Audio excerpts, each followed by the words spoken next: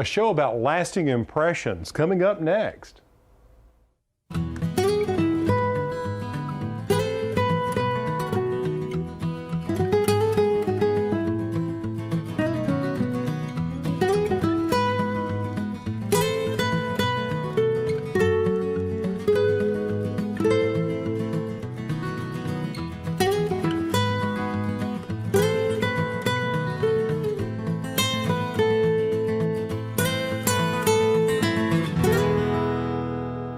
Hi, I'm Alan Smith. Welcome to the show. Now, we're going to talk about lasting impressions. You know, things that you see in the garden that you go, wow. Well, like this. This is Tropical Temptations Mimosa, a fabulous lantana. Last year, you cannot believe how this plant showed out in my garden. And if you like this, you ain't seen nothing yet. I want to take you to Union Springs, Alabama to learn about the history of this family-owned company and how much they've grown over the years. And I'll show you a project that I have going on in my own garden.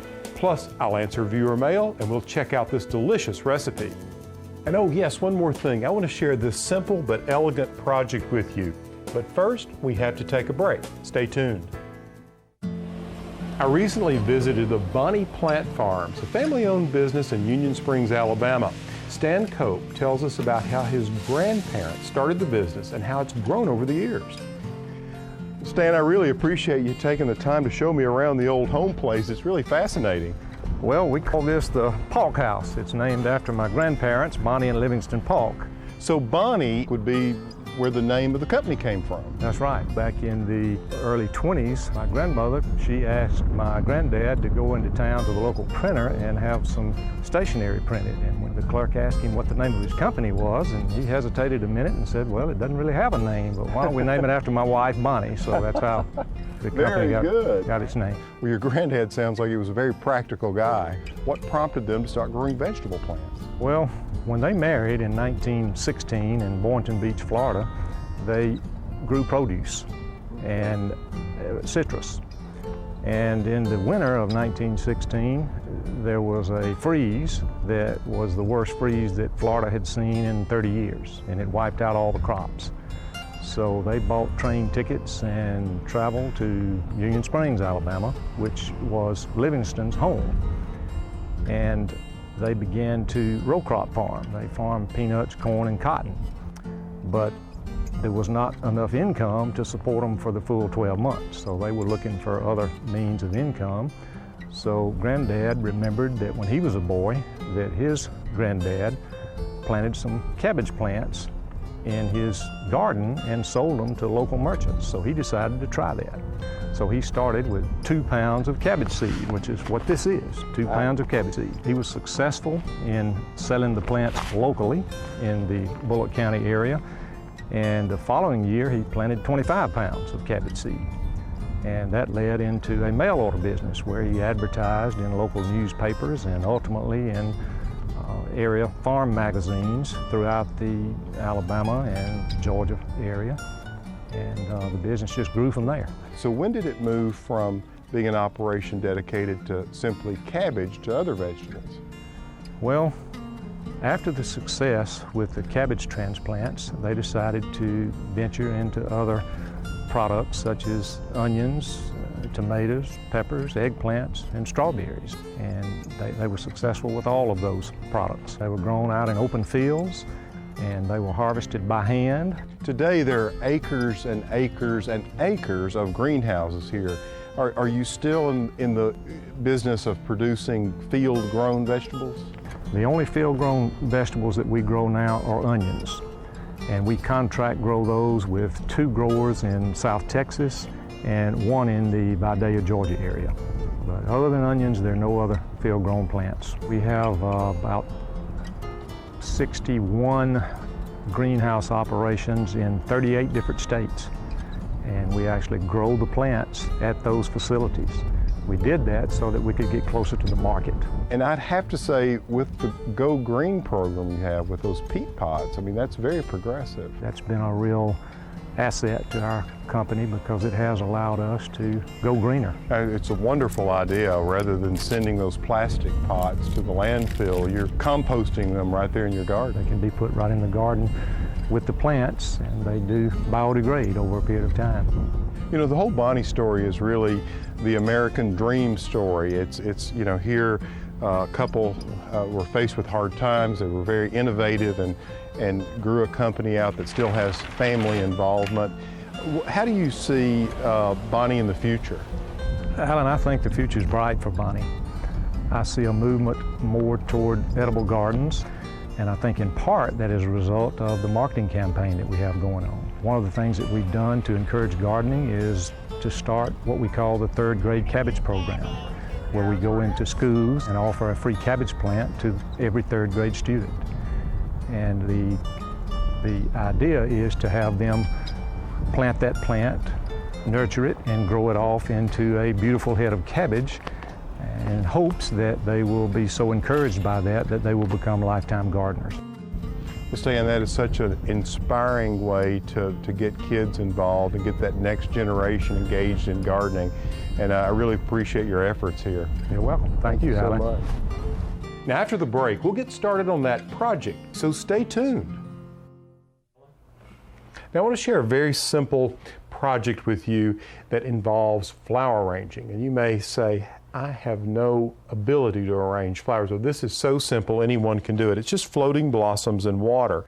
And I just want to show you some things that I hope will help. I'm using this bowl, which is clear, to help illustrate the point, but you can use any type of large body of water you'd like.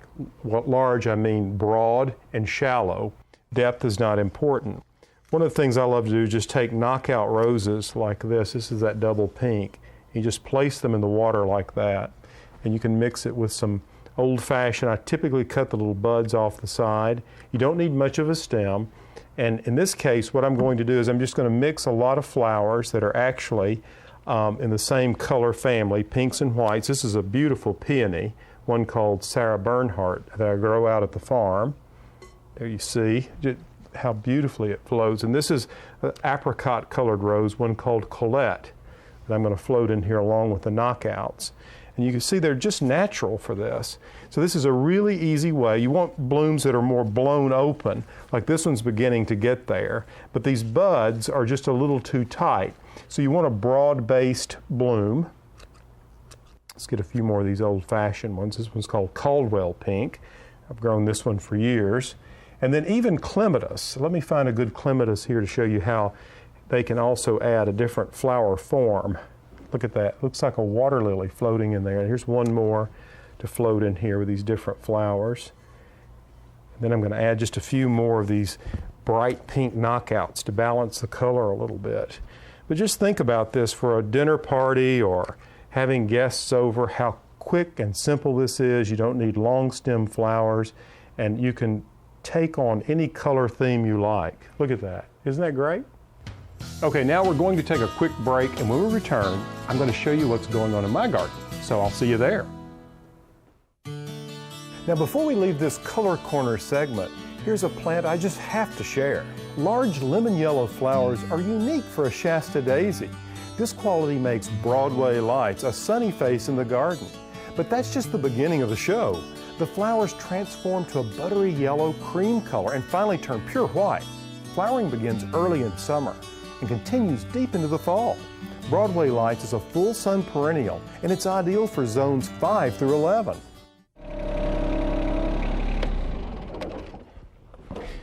Well, it's hard to believe about 110, maybe 120 days ago, we planted these potatoes. This is a variety called a Kennebec. It comes from about, 1940, late 1940s.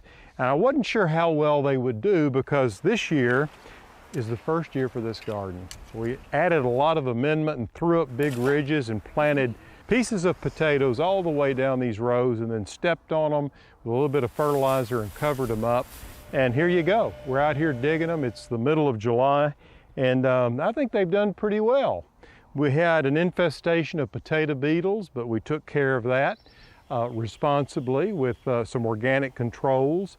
Now, if you look here, you kind of get an idea of our yield. For every little piece of potato, and when we cut them, we just had a single eye on a piece of potato. We got about 4 to 5, maybe 6 nice looking potatoes. This is a Kennebec. It was one of my granddad's favorites to grow and has a wonderful, wonderful flavor.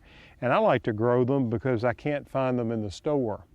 Now, what we'll do is we'll take these out of the field and we'll lightly wash them and keep them in a cool, dark place, just like they're underground. A root cellar is a great place because there's a little bit of moisture, keeps the light off of them, and these things will last, well, till next spring. In fact, my aunt grew some this past year and she brought them for Easter and they were delicious. But if I had any left over, I could replant from the eyes of these plants, but I have a feeling that we'll eat every one of them because they're too good to pass up. Okay, now we've come to the part of the show where you send in questions and I answer them here on the air. Now today we have a question from a viewer in Tennessee. Her name is Sandra. She says, Alan, could you give me some suggestions about some tried and true perennials? I'm new to the game of gardening and want to be successful. Please help. Well, Sandra, there's some really great old standbys that you'll want to consider. You live in Tennessee, so that's sort of the zone 7, zone 6, 8 range, depending on where in Tennessee you happen to be. Okay, so out at the farm or the garden home, I grow a lot of different kinds of perennials. Probably one of the easiest old standbys is the daylily. I grow lots of different varieties of them, some a beautiful apricot colored one as well as really tall ones that bloom late in the season. If you grow daylilies, you want to be able to have a wide seasonal bloom, so I would choose those that bloom early, mid, and late in the season. Now, another plant you may want to think about are the purple coneflowers. They may not last as long as the daylily in the garden, but there's so many beautiful new varieties of purple coneflowers, or echinacea as they're called. You see, Sandra, some of these new varieties aren't purple at all. They are more mango colored, or they're actually named after sunsets like these. Aren't they gorgeous, planted in a big grouping? And I think this is one of the best ways to display the purple coneflower. And also associating it with various kinds of grasses makes for a beautiful display. Now, an old-fashioned favorite of mine is the peony. I grow lots of different peonies and have for years. This old white one is from about 1854. It's called Festiva Maxima. Flowers have the sweetest aroma. Now, here's one other perennial you need to think about. It's Russian sage, or Pervovskia. It's been in my garden for years, and it has a beautiful gray or glaucous colored tiny fine leaf, and it produces these beautiful lavender flowers through the heat of summer. And it has an incredible aroma, the foliage that is, and it's very good value because it does bloom for a long time, and I suggest that you give this one a try. So Sandra, these are just a few perennials for you to begin dabbling with. They're all fail-safe, and I think they'll put you in good stead. Good luck. Okay, now we need to take another break, and when we return, we'll show you how to make this delicious recipe with sweet potatoes. You don't want to miss this. We planted Beauregards, which have always been a family favorite, and they've just been divine. Now, how much did you put in the way of... First I did a stick of butter, quarter pound of butter, Yep. and as you got that hot, I added half a cup of red onion. Right. And I'm gonna add a half a cup of red pepper and green bell pepper. Cooking here with my friend Regina Charbonneau from Natchez, Mississippi. Well, it's a good time in the kitchen. I know, and you grow the best things, so it's fun to come and cook. Well, here for fall, we're doing a wonderful chutney of cranberries and apples, which fit the season, and then applying this delectable dish to sweet potatoes. Now, And what I do, first I get this a little soft, but the Yeah. nice thing is there's not a lot of rules in adding this because you really are going to cook it for a good half hour or longer, Yeah. 40 minutes sometimes. So you know, it will cook in the process, but I always try to get my vegetables a little soft. You know, when I first. cook chutney, I may just cook it to death because I just, you know, it just seems like it's about a half-day process. Oh no, maybe you're just doing it as you do your ingredients, but I get this just a little soft. So you like some recognition of the Yes, ingredients that are I actually do. in the chutney. But they're well cooked, you Yeah. know, where it's well blended. Right. And then I add the cider vinegar. You've got your brown sugar. I love that, that sweet tart. Oh, I know. That's what's so marvelous about any kind of chutney, really, isn't it? It is. And of course, you have to have the ginger and the allspice. Right. And some sultanas, as the English would say. And some golden raisins. Yeah. And currants. Currants, lovely. And if you can't find currants, you can use plain raisins. That's fine. I like the contrasting color of the black and the gold. And the size. Yes. Yeah. And the size as well. This is beautiful. See, and then of course you add your 3 pounds of cranberries.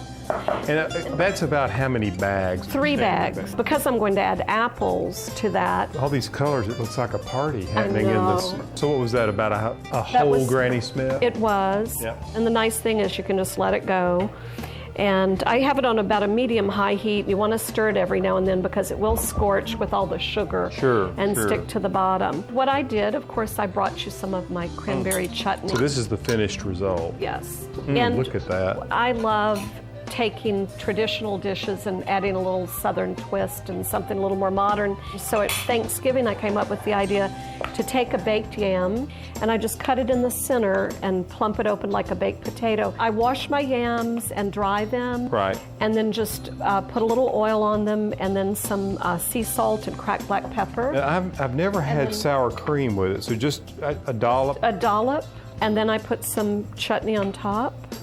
Really brings it to life. And then with the sweetness of the sweet potato and the sour cream instead of butter, I just think it's a wonderful dish for the holidays. Everybody's so into sweet potatoes now. They're so good for you. Isn't that great? The sour cream is fabulous with it. Virginia, you are such a creative cook. Well, thank you, Alan. Now, I encourage you to try that sweet potato recipe of Regina's. It will make a lasting impression on you.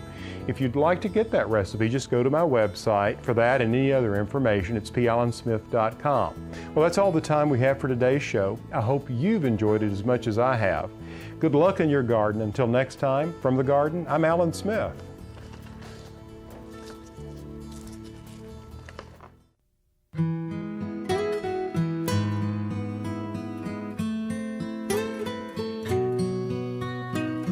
In this garden I dream of a bed of flowers. Bluebirds sing of the beauty all around us. And every time the sun comes out, I can't help but smile. Oh, no, I can't help but smile.